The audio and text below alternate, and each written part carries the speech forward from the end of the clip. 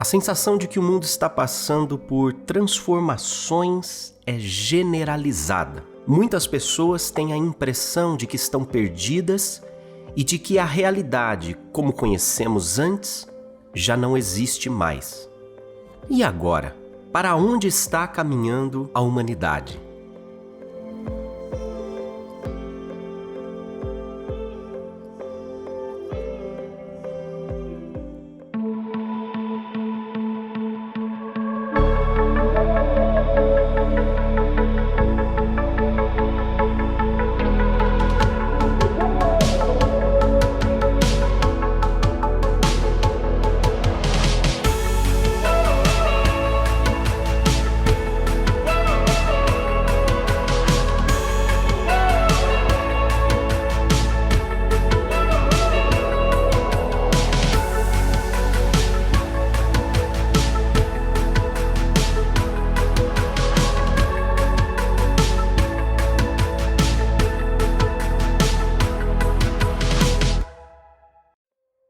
A saúde atual da humanidade, neste momento de pandemia, eu considero crítica. Muito mais no aspecto psíquico do que no aspecto somático. Porque é óbvio, né? Nós tínhamos um ritmo de vida que era alucinante, a gente vivia voltado para fora, num consumo extraordinário e, de repente, a gente foi cerceado na liberdade de ir e vir, porque havia um inimigo que é assassino. Ele ainda está aí, né? Infelizmente ainda está aí. Então, isso fez com que as pessoas tivessem que centrar mais nelas e na casa delas do que fora. E é claro que quando você começa a olhar para dentro, você vê o que você tem que reformar. E aí, o que a gente viu de frustração, depressão, síndrome do pânico e ideações suicidas e suicídios foi estelar. Então, assim, de cada 10 consultas que eu faço, né, pelo menos 8 têm ansiedade ou depressão. Então, hoje eu acho que é muito importante a gente entender a saúde psíquica das pessoas que tem que ser alterada. No momento de transição, você tem tudo mais exacerbado, né? Então, a agitação é mais exacerbada, o estresse. Nós estamos vendo cenas de intolerância e impaciência enormes. Gente, intolerância, impaciência e estresse oxidam o corpo. Um corpo oxidado mata suas células, altera a divisão celular do núcleo. Então ele não vai produzir células sadias. Eu posso ter aí N doenças autoimunes e cânceres, né? Então a saúde hoje me preocupa demais, porque a base da saúde é você ter uma mente em paz, é você estar no caminho do meio, e as pessoas estão sendo levadas ao radicalismo. E aí essa perda de qualidade, perda de referências saudáveis, porque vamos combinar, o que você hoje menos tem são referências saudáveis, dá mais exemplificação e reforça ainda mais este comportamento errático da humanidade. Então hoje a gente pode dizer que a gente tem uma doença coletiva mundial. Olha, segundo a OMS, o século XXI, a principal causa de doenças incapacitantes será a doença da mente. Ansiedade, pensamento acelerado, depressão, pânico, bipolaridade, psicoses em geral. Isso a gente pode perceber até em profecias que dizem muito de um momento de virada da humanidade para o mundo de regeneração, transição planetária. Tem várias profecias que, inclusive, a do próprio Espiritismo, onde Kardec viu ali e registrou que nos momentos de transição nós viveríamos o que chamamos de, entre aspas, loucura.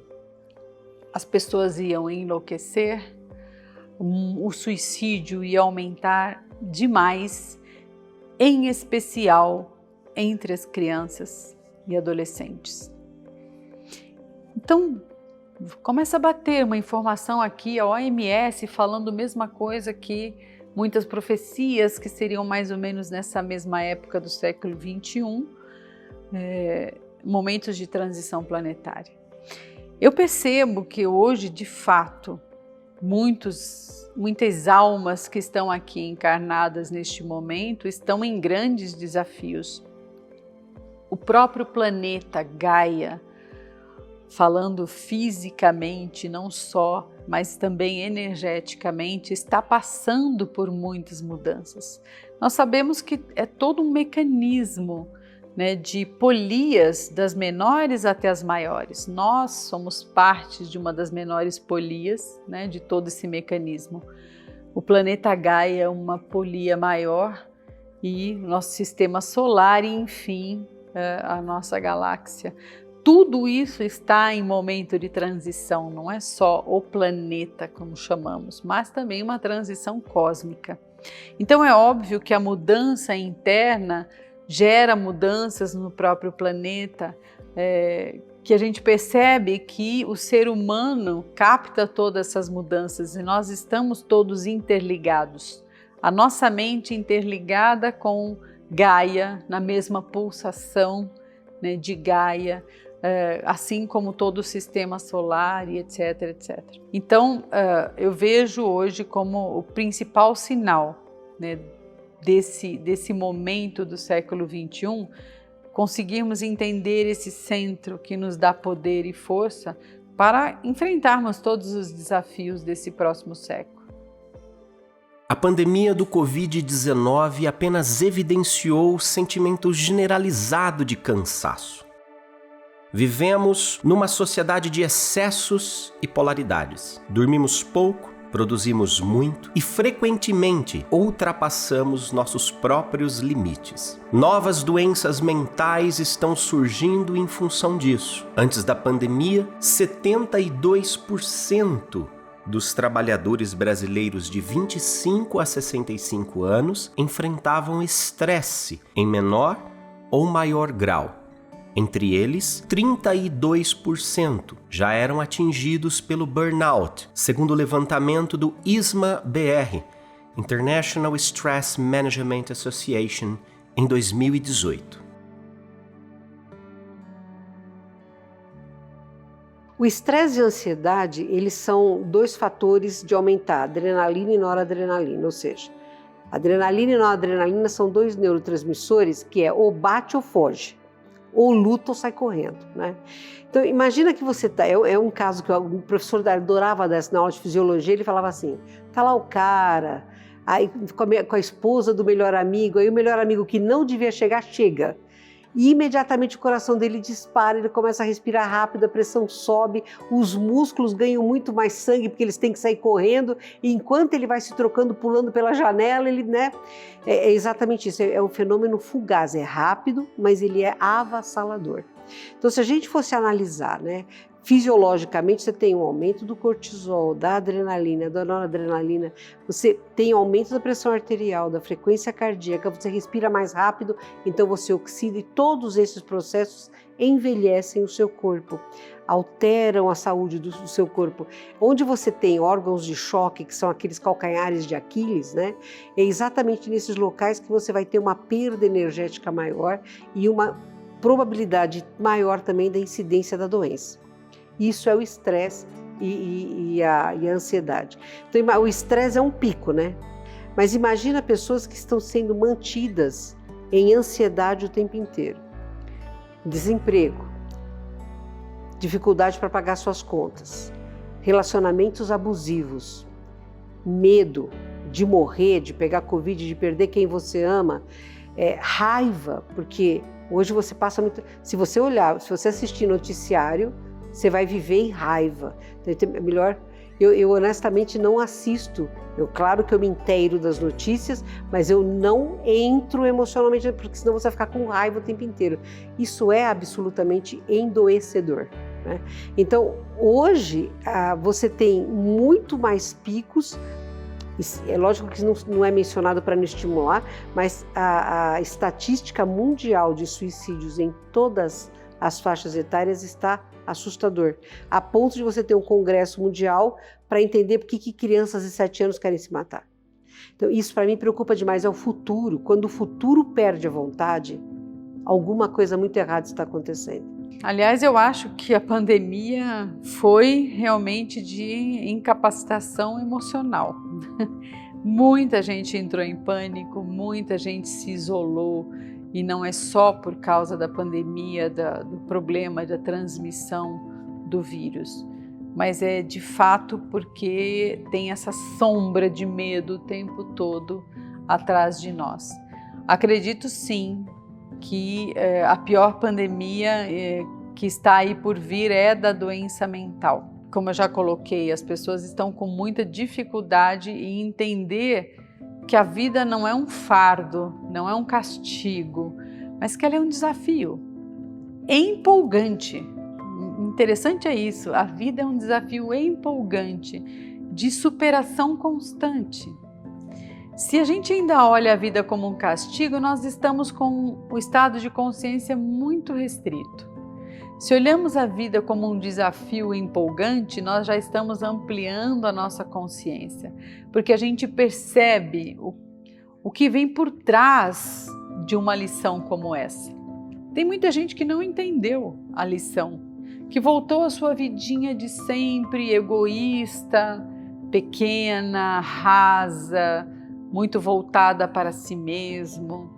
Mas quem compreendeu que é momento de expansão e não de se restringir, mas é de se expandir, ou seja, eu olhar a dor do outro, eu me responsabilizar também pelas minhas atitudes em prol do todo, né? Hoje eu vejo que as pessoas não olham para o todo, elas olham para elas. E a pandemia veio ensinar isso, como a gente se abrir para o mundo, como a gente deixar de viver o ego egoísta, a doença do ego, do individualismo, e vivenciar o todo. Somos todos uma família, precisamos um ajudar o outro para que possamos superar os problemas, para que fique mais fácil. Se a gente não entender o que significa uma pandemia, esse grande desafio, que para mim foi fantástico neste sentido, embora muito triste e dolorido para tantas perdas que tivemos, mas se a gente olhar para frente e entender por quê, né? Inclusive entender por que uma pandemia. Porque veja bem, as doenças não aparecem do nada. Elas aparecem porque a humanidade está doente aqui. Então, a doença na mente, nas emoções, ela abre todo o sistema energético para as doenças no corpo. Se veio uma pandemia, por quê? Porque a raça humana está doente na mente e no coração. Então, se a gente não entender esse desequilíbrio e começar a investir na saúde mental, investir na forma de pensar adequada, saber controlar suas próprias emoções e pensamentos, saber de onde vêm os seus pensamentos conflitantes, conseguir apaziguar e eliminar aquelas causas, né, que te trazem aquele problema, não comprimindo ou reprimindo seus problemas, mas dissolvendo, conseguindo trabalhar esses problemas com grandes ferramentas do autoconhecimento. Se você entender isso, nós estaremos curando a pandemia. Não só a pandemia do vírus, mas a pandemia emocional que virá. E só virá porque a gente não entendeu o que significa a primeira pandemia. O filósofo sul-coreano Byung-Chul Han define o mundo ocidental do século XXI como sociedade do cansaço, contemplando indivíduos à beira de um colapso.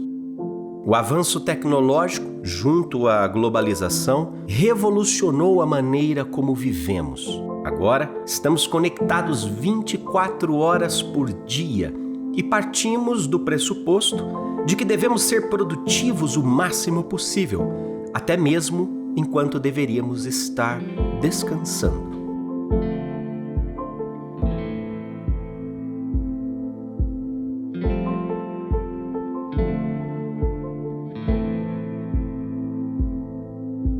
Hoje, vivemos num mundo onde existem mais de 400 milhões de pessoas deprimidas.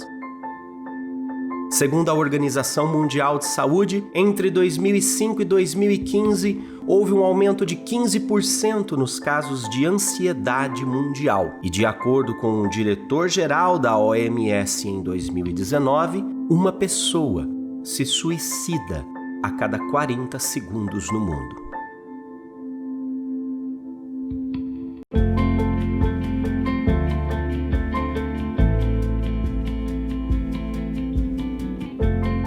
Na verdade é bem complexo, mas se a gente pudesse resumir, por exemplo, depressão. Se eu pudesse resumir depressão, eu diria rejeição. Não aceitação do que é. Normalmente a depressão ela vem de uma resistência interna ao que a vida apresenta. A vida é chata, ou aconteceu um fato que eu não aceito, ou porque eu perdi alguém muito importante na minha vida, ou porque eu perdi algo muito importante, enfim. Quando eu coloco aquela coisa que eu comentei do poder fora de mim, e qualquer perda me deixa extremamente vulnerável, ou eu não aceito quem eu sou, ou como eu sou, eu não aceito como a minha vida é. Então essa rejeição ao que é, essa resistência ao que é, essa falta de propósito profunda, de significado na vida, isso causa a depressão. Então as pessoas que não buscam além dessa vida da matéria, elas acabam caindo no vazio. O que significa isso? Eu trabalhar a vida inteira numa coisa que eu não gosto, só para comprar uma casa, comprar um carro, não morrer de fome. Cara, isso não faz sentido para mim. Também acho, para mim também não faz, né? Porque se eu olho só para isso, realmente não faz nenhum sentido. Mas se eu olhar para a beleza do aprendizado, a beleza da expansão da consciência, a beleza de eu olhar a multidimensão, de eu vivenciar todo esse processo muito além de uma realidade tão restrita, mas olhar muito além disso, a vida começa a ter todo sentido, começa a ser muito interessante, começa a ser uma aventura, né? Mas o depressivo não vê assim, ele vê como um fardo, como um peso, e ele vive na apatia das coisas, nada para ele tem brilho, nada motiva. Por quê? Porque ele está muito prisioneiro da vida da matéria, né? E rejeitando essa vida da matéria, e aí fica realmente muito difícil. Isso só falando em depressão. Quando a gente fala em ansiedade, nós já falamos de um outro aspecto. Normalmente a ansiedade, ela está muito ligada à pessoa estar totalmente fora da presença. Ela não vive agora. Para ela o agora ou é muito chato, ou ela está extremamente preocupada com o futuro. O depressivo fica muito no passado, né? O ansioso fica muito no futuro. Ele não consegue viver esse momento como um momento com brilho, com a importância. E quando a gente estuda sobre missão, ou essa conexão com o eu profundo que me leva a uma missão, a um propósito, a um sentido na minha vida, quando a gente olha para a missão, a gente vê que a importância não é onde eu quero chegar, é colocar consciência no momento presente. Isso é o grande segredo que o ansioso não consegue. Como eu ponho consciência no momento presente?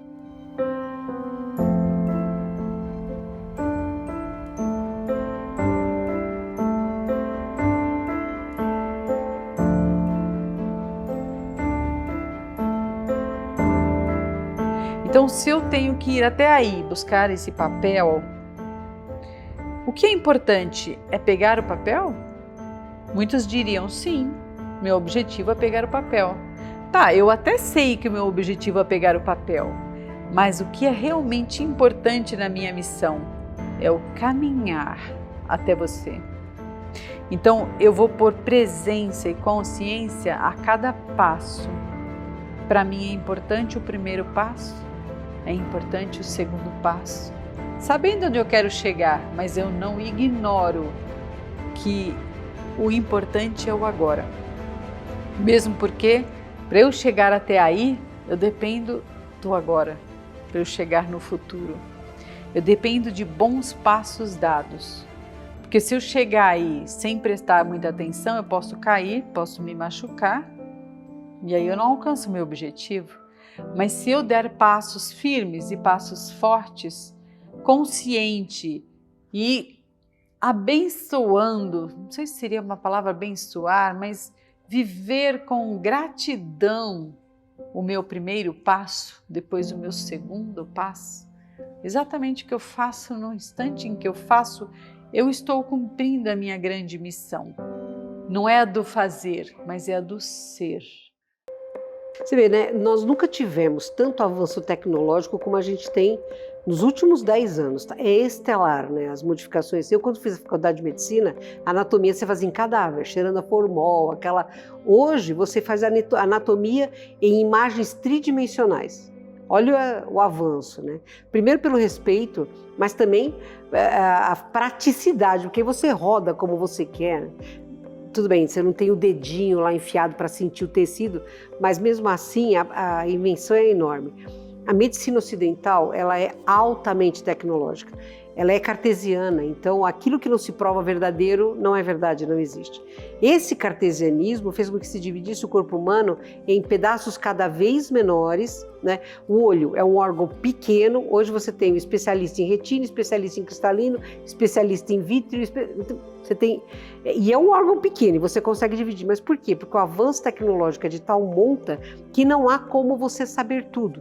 E aí o paciente fica indo de médico em médico, diferentes especialidades e especialidades que não necessariamente convergem para o mesmo ponto. Por isso que eu defendo você tratar o doente e não a doença, tem que ver o paciente como um todo, porque ele é um todo.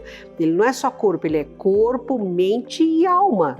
Esse campo energético de múltiplas manifestações tem que ser igualmente visto, porque isto é que é o paciente. E essa tecnologia faz com que você também perca referências interiores, porque é tudo muito acelerado, né? Você vai trabalhar, você não fica olhando se o céu tem nuvem, não, você é rápido porque congestiona, o outro cara vai querer cortar, é só estresse, telefone, você está com o celular o dia inteiro na mão, à noite, quer dizer, aquelas ondas produzindo o tempo todo no seu campo de recepção, porque nós somos antenas, né? O mundo é uma cacofonia, você tem onda para tudo quanto é lado, em todas as frequências diferentes. Se você pegasse um homem da caverna e trouxesse hoje, ele enlouqueceria, ele não daria conta do suporte que ele precisa ter interior para isso. Eu tenho muitos pacientes autistas, crianças autistas, né? Bastante, é muito gostoso, eu gosto muito de trabalhar com elas e com as famílias. Todas as crianças autistas chegam no meu consultório com um celular na mão. Eu tenho um paciente que ele é capaz de entrar na dark web.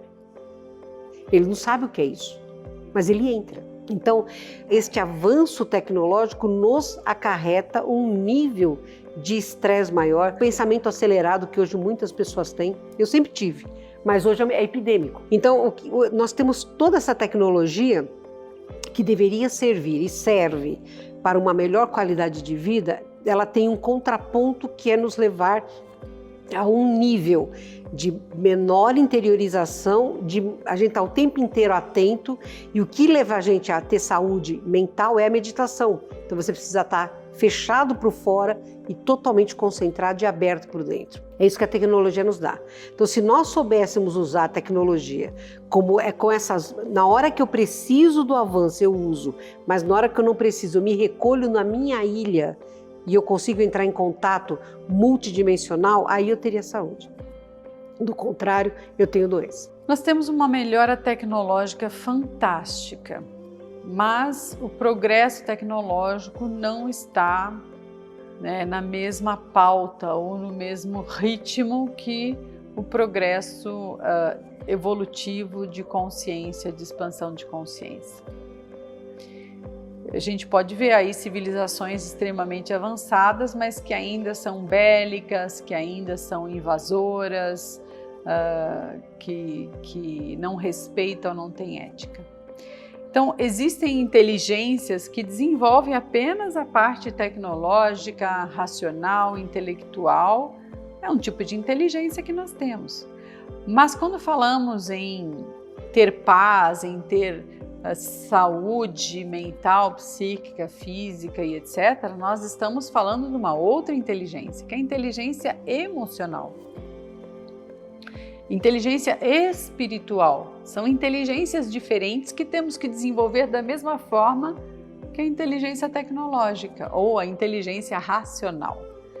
Então, quando você vai falar em termos de raciocínio, tem os raciocínios puros, como o tecnológico, por exemplo, o raciocínio de uma conta matemática. Não está envolvido nisso emoção, não está envolvido nisso o lado espiritual, não está envolvido nada. É um raciocínio matemático puro ou um raciocínio puro.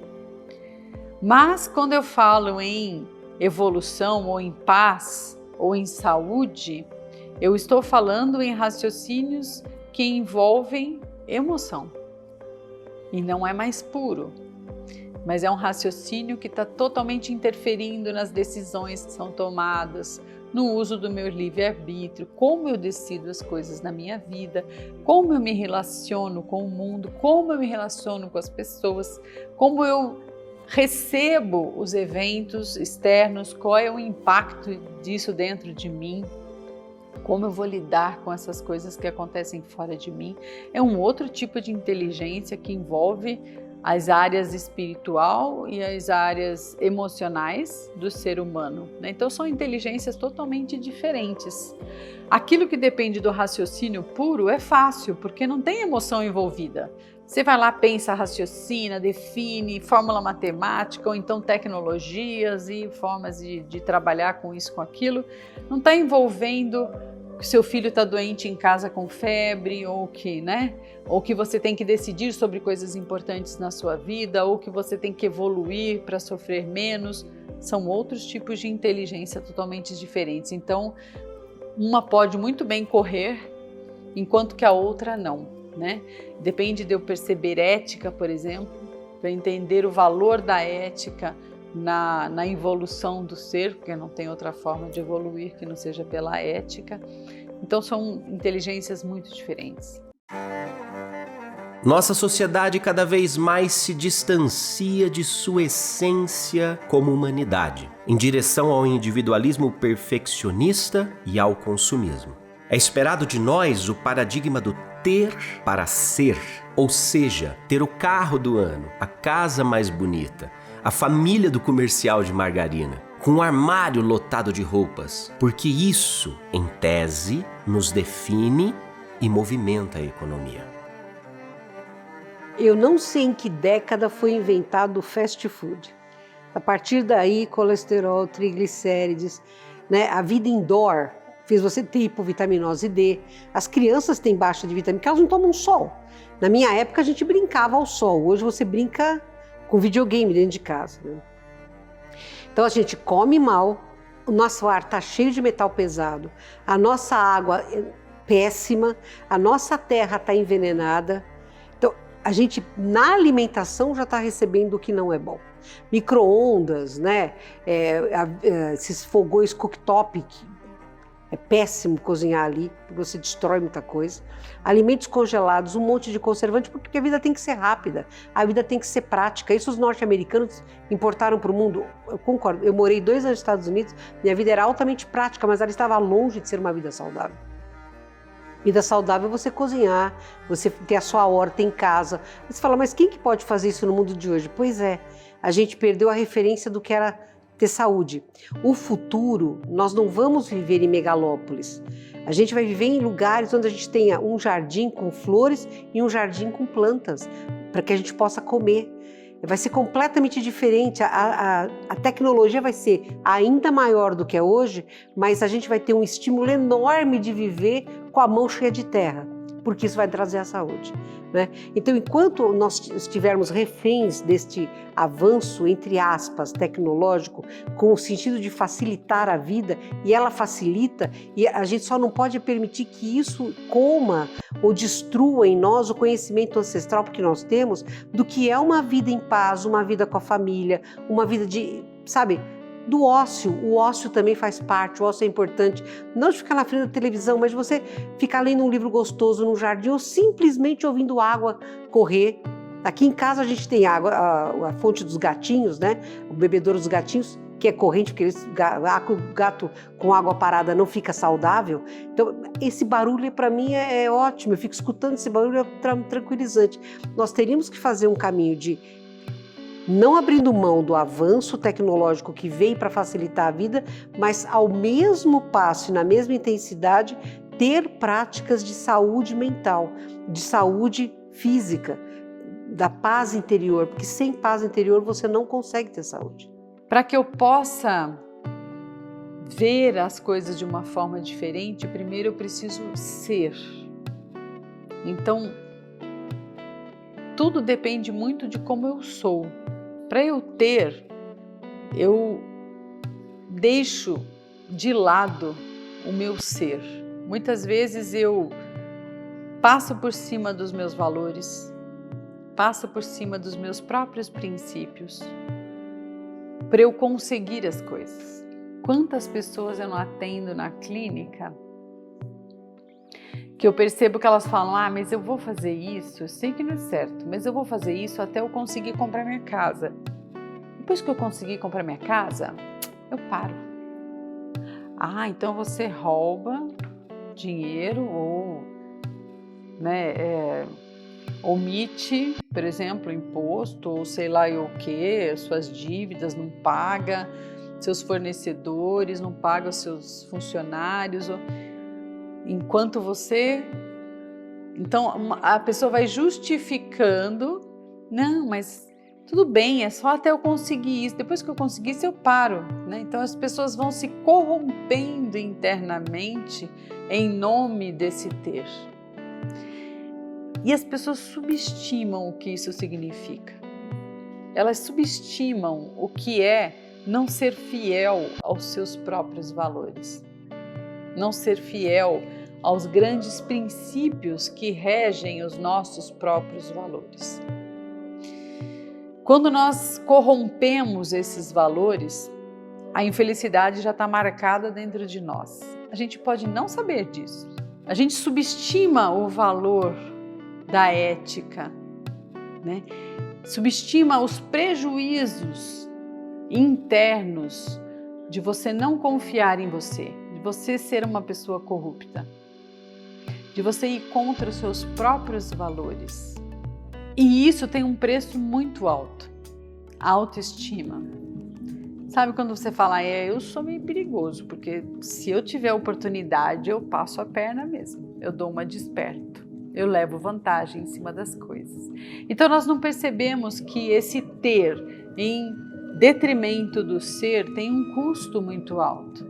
A baixa autoestima vai trazer fracassos na vida, vai trazer medo, vai trazer insegurança para você, vai te deixar vulnerável, porque você fala: não, se eu realmente precisar de alguma coisa, eu não sou um cara que eu possa contar comigo. A sua autoimagem vai para o chão. Então precisamos tomar muito cuidado com isso, né? A infelicidade que a gente tem de ganhar coisas em detrimento de você se corromper internamente, em detrimento do ser. Isso tem um custo muito alto e a gente não presta atenção nisso. A situação de excessos em que nos colocamos atualmente não apenas cobra a nossa saúde física e mental, como também a saúde do planeta. Estamos em colapso, assim como a Terra. Segundo a organização global Footprint Network, consumimos a cada ano 70% além da capacidade do nosso planeta. E as consequências já podem ser observadas. Diversos cientistas já estudam as mudanças climáticas e seus efeitos. Milhões de famintos, êxodo, conflitos, queda de atividade econômica e crise mundial que se aceleram ano após ano. Embora o cenário mundial seja preocupante, podemos observar diversas iniciativas que estão dedicadas em superar paradigmas e questionar o rumo da humanidade. Em 1986, tivemos a primeira Conferência Internacional sobre Promoção de Saúde, homologada através da famosa Carta de Ottawa. Nela, estão reunidas ideias que discutem a saúde do mundo através da concepção de ideias básicas que definem o que é necessário para termos uma vida mais saudável. A promoção de saúde não é responsabilidade exclusiva da área médica e vai para além de um estilo de vida saudável na direção do bem-estar global. Para alcançar o bem-viver, Deve-se levar em consideração condições de vida e trabalho seguras, estimulantes, satisfatórias e agradáveis. Na perspectiva espiritualista da vida, o autoconhecimento é a chave que abre algumas portas deste caminho rumo à saúde e ao equilíbrio. Ou seja, o primeiro passo para revertermos a realidade caótica em que estamos imersos é o autoconhecimento.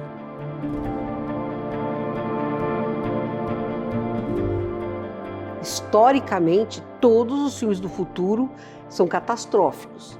É guerra, é um grupo mais forte dominando, é perda de direitos humanos, é fome, é miséria. Quer dizer, o futuro, se for pela cabeça daqueles que nos vendem ilusões, o futuro é péssimo, é melhor não vivê-lo, né? Então isso já cria para a gente uma expectativa ruim quanto ao futuro. Esse catastrofismo, na minha forma de entender, é porque o ser humano tem plena consciência que ele é um problema e não uma solução, e o que você faz com o problema você corrige com medidas severas. Então nós criamos para nós esta imagem de catástrofes porque nós sabemos que nós somos incontroláveis no que tange à imaturidade, e ainda somos, né? Com isso, você tem um pessimismo crescente, uma descrença, um ceticismo aumentado. E se você for ver isso na Europa, lá é muito maior esse ceticismo hoje. E quando você faz isso, você olha para pessoas na minha época, você não falava de câncer em criança, a não ser os cânceres infantis.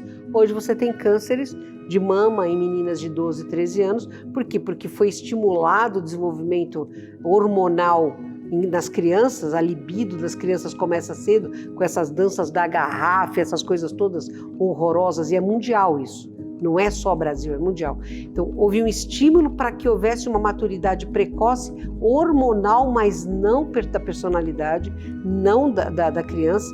Então, você tem hoje cânceres de adulto em crianças. É um absurdo, mas acontece, está lá. É lógico que você olhando para isso, você fala, puxa, quem que não tem um ortopedista inglês que ele ganhou o título de Sir da Rainha Elizabeth, e ele falou uma coisa fantástica, quem ainda não tem problema de coluna vai ter. Porque a gente senta mal, a gente dorme mal, a gente tem posturas ruins, móveis péssimos. Então, nós estamos preparados para a doença, né? Você faz seguro-saúde, você paga uma fortuna por mês de seguro-saúde.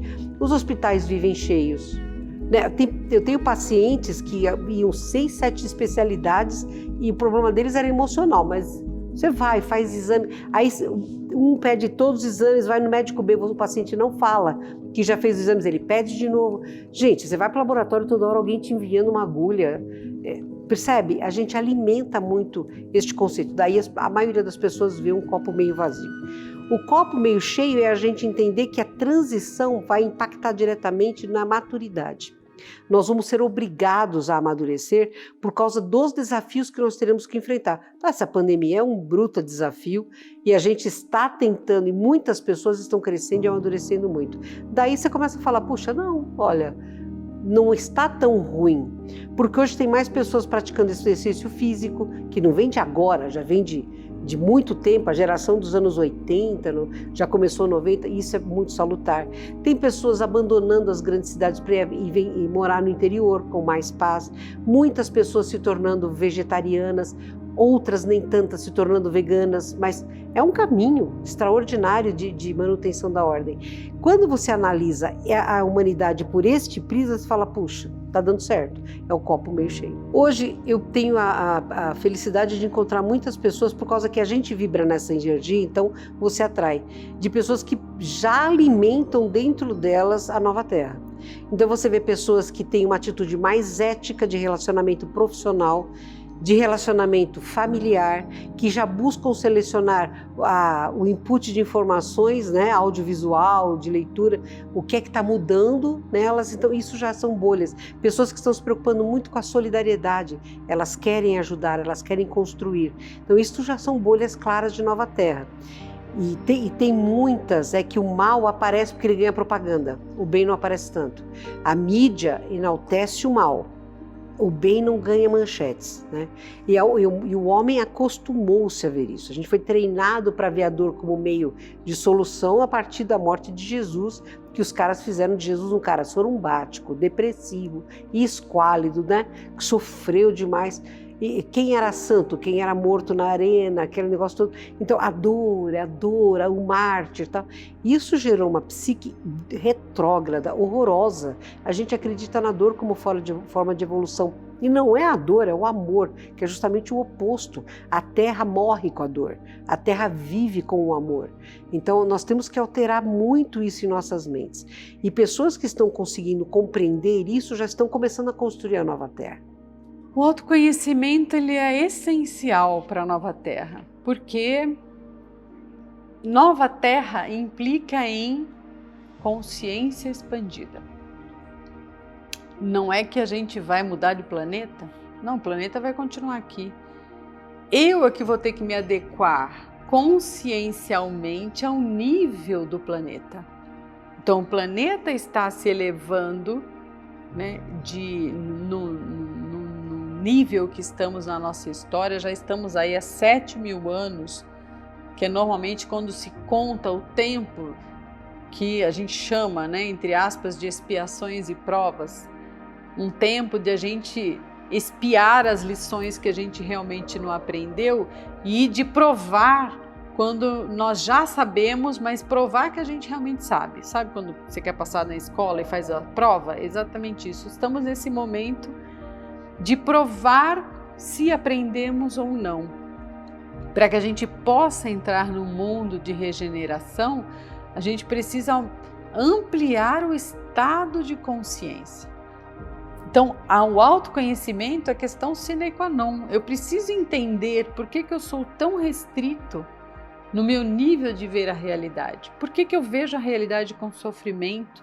Por que eu vejo a realidade num nível muito raso, num nível de peso, num nível de parece que eu estou arrastando a vida, sabe o mito de Sísifo, mito grego, que ele representa muito bem esse momento nosso de falta de autoconhecimento.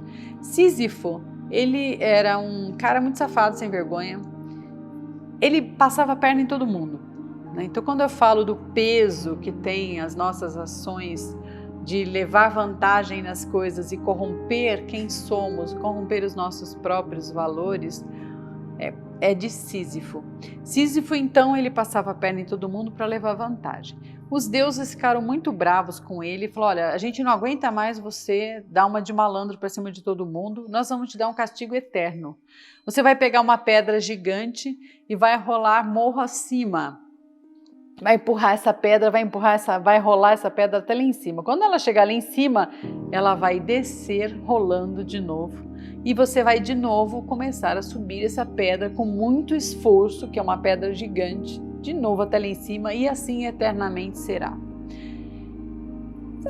Parece um pouco com a nossa vida hoje? Você acorda e fala assim: ai meu Deus, tudo de novo, vai acontecer tudo aquilo de novo, eu tenho que fazer tudo aquilo outra vez. É meio que a nossa vida, né?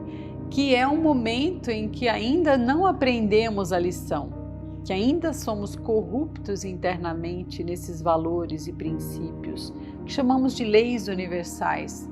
A lei da ação e reação, a lei da afinidade, as leis herméticas, a lei do ritmo, enfim, são leis espirituais que regem a todos nós e que dela ninguém consegue fugir, nem se corromper e nem corromper essas leis, né? Como são as leis humanas que a gente corrompe.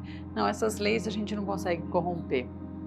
Então, isso faz com que a gente vivencie o tempo todo esse mito de Sísifo, porque a gente não se conhece, não melhora quem é, não se adequa às leis universais. A gente precisa entender que para que a gente possa ser feliz e se conectar com o eu profundo, a gente precisa se dirigir ou se adequar às leis do universo. Ou seja, Eu vou plantar coisas boas porque eu quero colher coisas boas.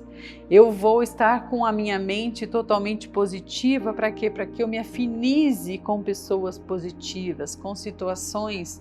Eu vou conseguir olhar para a vida de maneira mais positiva. Enfim, se eu conseguir me adequar às leis universais, essas leis do espírito, eu vou ter essa felicidade ou essa alegria.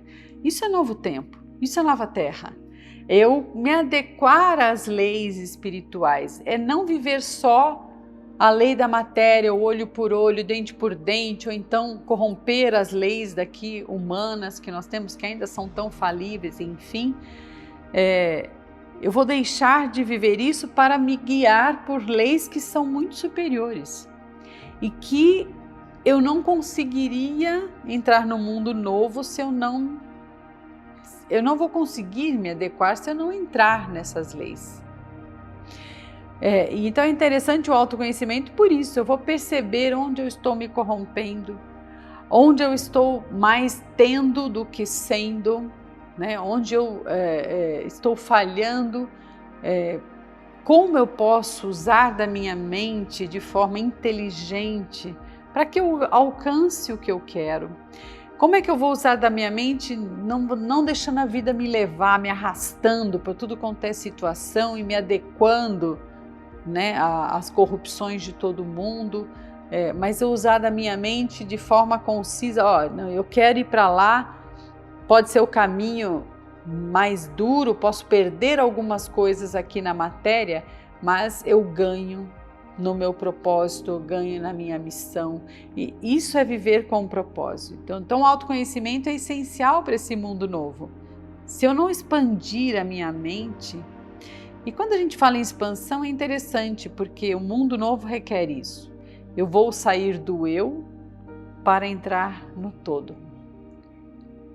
Nos estudos que a gente vê científicos de expansão de consciência, a gente percebe que as pessoas, quanto mais evoluídas elas são em termos de consciência, quanto mais expandidas nesses estados de consciência, mais elas servem ao todo.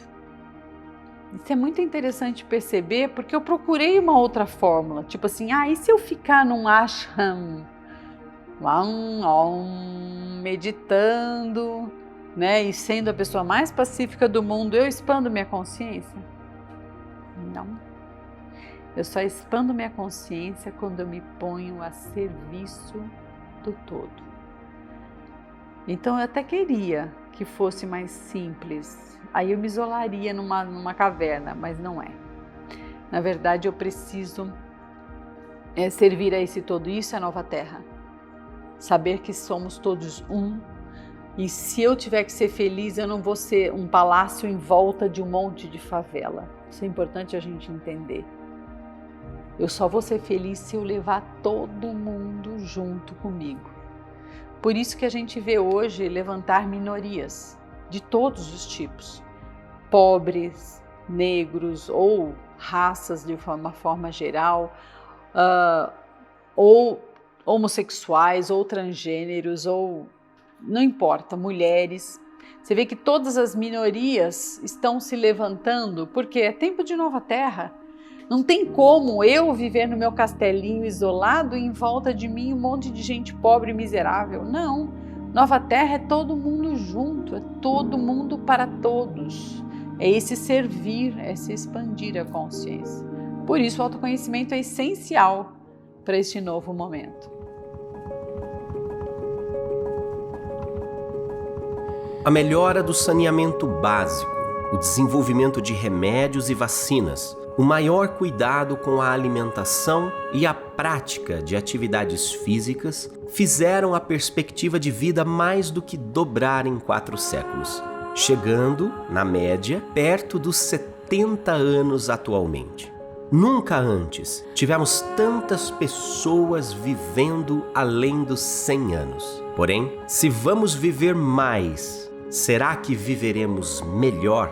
Como gostaríamos que fosse o cenário planetário daqui 20, 30, 60 anos? E como podemos agir agora para alcançar o futuro desejado? A ciência prevê com uma longevidade maior, porque obviamente estamos caminhando para isso, com uma qualidade de vida, diz que melhor, com um aumento da capacitação cerebral, e isso está acontecendo realmente. Você tem uma escola na Holanda, por exemplo, para desenvolver a paranormalidade. Então eles chegaram num ponto que a criança é treinada para ler com os olhos vendados e ler, o olho realmente vendado, ler com facilidade. Então esse treinamento, esse desenvolvimento, embora isso ainda seja para a ciência, mas é o futuro. Então a ciência está caminhando a passos largos realmente, não só para chegar em Marte, chegar na Lua, isso é um outro aspecto, mas para você, a cirurgia robótica é uma evolução tremenda. Né? Hoje você pode estar em São Paulo e você, através da cirurgia robótica, ajudar um paciente que você está lá no Amazonas. Isso é evolução. Então a ciência nos prepara para viver num mundo de melhor condição tecnológica. Contudo, se moral e eticamente nós não evoluirmos, nós seremos apenas malucos operando maquininhas, até um ponto em que a máquina passa a nos operar. Hoje, você viver muito não quer dizer que você viva melhor. Pelo contrário, eu acho que não. Para muitas pessoas, velhice é doença. Né? Tem pessoas que estão malucas para ficar rejuvenescidas. Eu vejo um uso abusivo de suplementos, que hoje é uma indústria que gera tanta doença e tanto lucro quanto a farmacêutica. Tá? Então, é um erro de tomada de posição, é um erro de conceito. O que a gente precisa estão nos alimentos, estar numa vida saudável, andar descalço, abraçar uma árvore, respirar devagar, tomar sol da manhã cedo, sabe? Isso é vida saudável. Mas é claro que não é o que se preconiza, porque quanto mais você consome, quem é o dono do brinquedo mais vende. Então é claro que é um contraponto. Eu quero que você viva mais para você comprar mais. Eu garanto para você que você vai viver mais, não garanto que você vai viver melhor. A nossa expectativa de vida é muito mais longa hoje, é claro. A minha geração deve chegar aos 85. A sua geração deve passar dos 100, com certeza. Você vê agora na vacinação quantas pessoas acima de 100 anos, quantos velhinhos de 100 anos sobreviveram ao holocausto dos primeiros meses de Covid. Né? Então, é lógico, mas a questão é você perguntar o que é que você realmente quer. Eu quero viver mais com qualidade, mas eu não quero viver mais artificialmente. E hoje a vida tecnológica é bastante artificial. Algumas instituições de ensino em países como Estados Unidos, Alemanha, Canadá e Reino Unido possuem centros de pesquisas que investigam evidências que já indicam como as diversas expressões da espiritualidade têm impacto significativo na saúde e no bem-estar, associadas a menores níveis de mortalidade, depressão, suicídio, uso de drogas ou mesmo internações e medicamentos. Olha, hoje nós temos vários experimentos científicos para ratificar a mediunidade, por exemplo. Né? Nos Estados Unidos, com um médico brasileiro, foi feito na Universidade de Sacramento uma experiência, na verdade um trial, com médiums de psicografia. Então eles fizeram um PET scan, né, uma análise do encéfalo da pessoa, com ela escrevendo, aí pediram para eles entrarem em transe mediúnico e fizeram a mesma análise com os médiuns em psicografia. E o que eles descobriram foi sensacional, porque eles pegaram áreas diferentes sendo ativas, áreas que não deveriam ser ativadas estando ativadas. Então ali realmente não acontece um fenômeno além do natural que nós conhecemos da neurofisiologia. Nós precisamos profundamente da ciência para ratificar os fenômenos multidimensionais. Porque a ciência ela vai dar o quê? Credibilidade. Então, eu sempre digo, a gente tem que ter os pés fincados no chão, que é a ciência, para a mente poder estar livre viajando no cosmos. Né? Tem poucos movimentos hoje onde você junta ciência e espiritualidade, mas você já tem o suficiente para avançar. E eu sempre cito Allan Kardec, porque eu gosto muito do Allan Kardec. Ele foi muito claro, ele falou: o dia que o espiritismo e a ciência se contradisserem, fique com a ciência. Ele era um cientista. Então essa é o que eu tenho de verdade. Eu tenho que apoiar a verdade, mesmo que neste momento a verdade que eu tenho não abranja uma compreensão, uma expansão de consciência maior. Mas eu não tenho que fechar minha mente, porque a ciência daqui é cartesiana. A Organização Mundial de Saúde inclui a dimensão espiritual em seus protocolos de qualidade de vida e promoção de saúde, remetendo a questões como significado e sentido da vida. A espiritualidade diz respeito ao conjunto de emoções e convicções não materiais, estando ligada à busca pessoal de um propósito de vida e de uma transcendência, envolvendo também as relações com a família, a sociedade, o trabalho e o meio ambiente. Eu acho que o maior paradigma que a gente está rompendo é entender e conhecer o que é o todo, o que é viver o o que é não ser feliz sozinho, porque hoje nós temos muito essa restrição de paradigma que é eu vou ser feliz e o mundo que se vire, né? Então hoje isso está mudando. Hoje a gente percebe que se alguém lá na África está sofrendo, eu não consigo ser feliz aqui, não plenamente. Eu consigo só se for muito egoísta. Então nós estamos quebrando o paradigma do egoísmo e entrando no que chamamos de unicidade, né? Entender que o todo tem que ir junto ou não vai ninguém, né, para lugar nenhum. Então a unicidade nós estamos vencendo. O processo de amorização também está se ampliando neste momento. É um grande paradigma de que eu não tenho mais o amor posse, mas sim o amor livre, o amor verdadeiro, o amor que liberta, aquele amor que está em níveis maiores de compreensão, de misericórdia, de perdão. Esse também é um paradigma muito sério que nós estamos vencendo neste momento. A não dualidade. Aqui tudo muito é dual, ou é bom ou é mal, mas nós estamos compreendendo que dentro de nós tem as duas coisas o tempo todo e que o mal não é só aquele que vem de fora, mas é aquele que existe dentro também. Então estamos vencendo de ver tudo dual, mente e corpo separado, eu, você separado. Então essa dualidade nós também estamos perdendo. São os grandes paradigmas da humanidade que estão sendo alterados hoje. Olha, você sabe que quando eu era pequena a gente tinha umas coisas engraçadas, né? Manga com leite mata. E hoje você come crema de manga. Então, tem muitos paradigmas que começaram a cair à medida em que a ciência foi descobrindo novas facetas, né? Nós tínhamos assim, e era muito grave, você pegou um golpe de ar, você pega pneumonia. Não se conheciam bactérias e vírus. Então o ar não é totalmente mentira, porque essas coisas estão no ar. Você precisa ter uma deficiência imunológica ou menos resistência a um determinado agente para que ele provoque uma doença em você. Para mim, o principal paradigma que está sendo quebrado é de você dividir o paciente em pedacinhos. Você vê o avanço que hoje tem no mundo inteiro, práticas como a antroposofia, principalmente na Europa, que ela é muito forte. Eu não concordo com tudo que o Steiner deixou, óbvio que não concordo, mas com muita coisa ele está correto.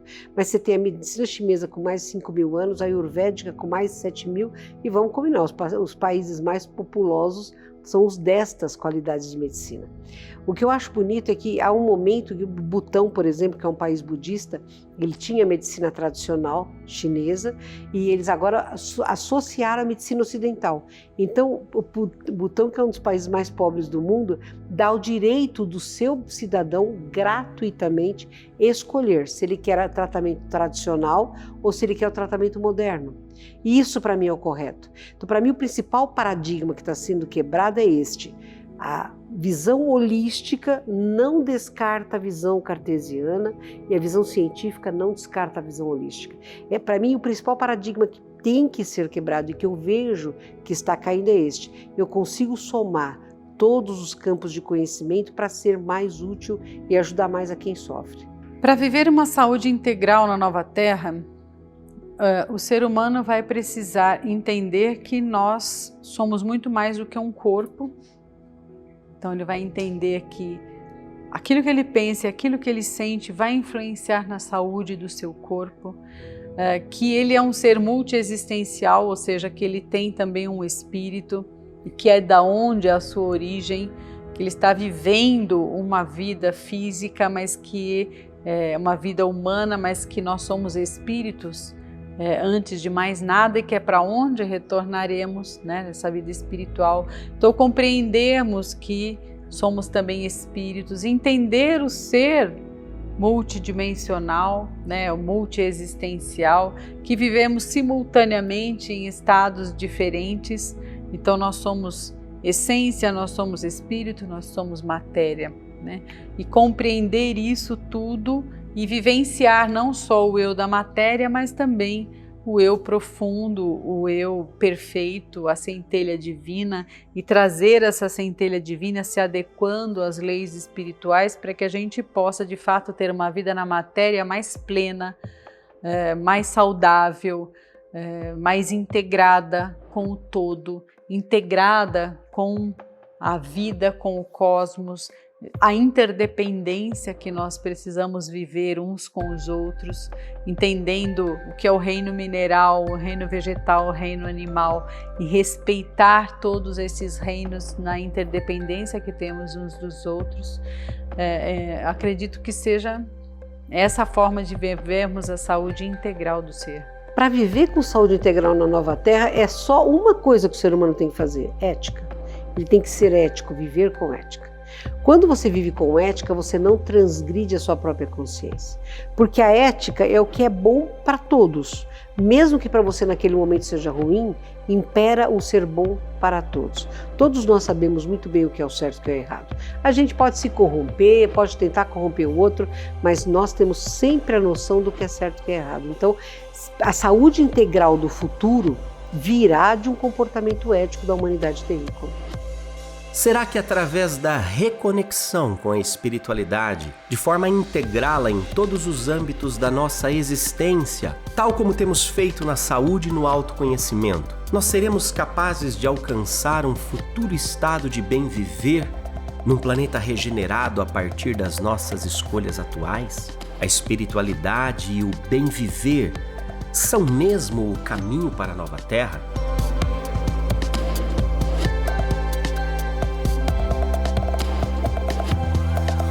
Estas e outras questões serão discutidas nos próximos episódios. Doutora Mônica de Medeiros e Margarete Áquila fazem parte do time de professores do Círculo Escola Filosófica. Conheça os cursos Saúde, uma escolha do espírito e Autoconhecimento e Espiritualidade. As matrículas para as turmas de 2022 estão abertas por tempo limitado e você encontra mais informações em www.circuloescola.com. Até o próximo episódio.